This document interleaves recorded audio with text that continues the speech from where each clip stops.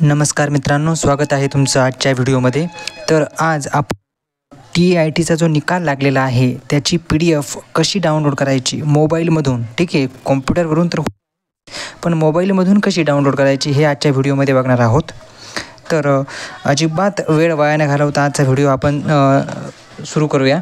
Google Chromeवर या ठिकाणी डाउनलोडचा option येत नाही, तर तो डाउनलोडचा ऑप्शन हा फायरफॉक्सवर येत नाही, ठीक आहे। त्यालाही डाउनलोड करण्याची एक ट्रिक आहे, ती मी तुम्हाला पुढे सांगणार आहे, ते व्यवस्थित बघून घ्या।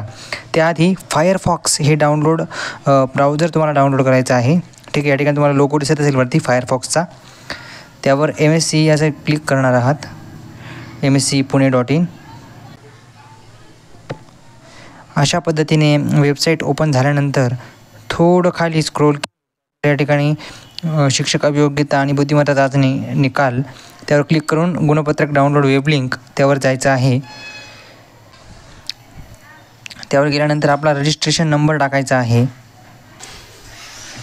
रजिस्ट्रेशन नंबर टाकल्यानंतर पासवर्ड तुम्हाला जन्मतारीख टाकावी लागते, ठीक आहे। पण ती कशी टाकायची ते देखील इथे बघून घ्या। तर सर्वात आधी समजा तुमची जन्मतारीख आहे 19 फेब्रुवारी 2004, तर अशी टाकणार, ही 19 टाकायचा।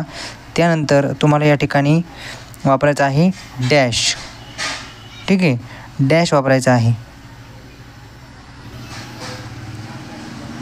त्यानंतर 02 पुन्हा या ठिकाणी तुम्हाला वापरायचा आहे डॅश, आणि 2004 नाही लिहायचा, तर फक्त 04 लिहायचा आहे, ठीक आहे। एवढं केल्यानंतर या ठिकाणी खाली कॅप्चा टाकायचा आहे आणि लॉग इन करायचं आहे, ठीक आहे, ओके।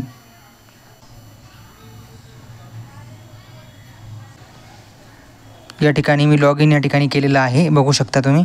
आणि लॉग इन झाल्यानंतर या ठिकाणी तुम्ही जर थोडं खाली स्क्रोल केलं तर या ठिकाणी तुम्हाला दिसेल की कुठेही डाउनलोडचा ऑप्शन आलेला नाही आहे। हे जे कोपऱ्यात 3 टिंब दिसतात त्यावर क्लिक करायचं, ठीक आहे, हे 3 टिंब, त्यावर क्लिक केल्यानंतर थोडं खाली स्क्रोल केलं की या ठिकाणी प्रिंट असा ऑप्शन तुम्हाला दिसतो, त्या प्रिंट ऑप्शनवर क्लिक करायचं आहे। त्यावर जसं तुम्ही क्लिक करता तसं या ठिकाणी तुम्हाला प्रिंट हा ऑप्शन येतो, आणि या ठिकाणी कोपऱ्यात सेव्ह असं ऑप्शन येतो, त्यावर सेव्ह करून घ्यायचं आहे। आणि तुमच्या याच्यामध्ये म्हणजे इंटरनल स्टोरेजमध्ये ते सेव्ह होऊन जाणार आहे, ठीक आहे।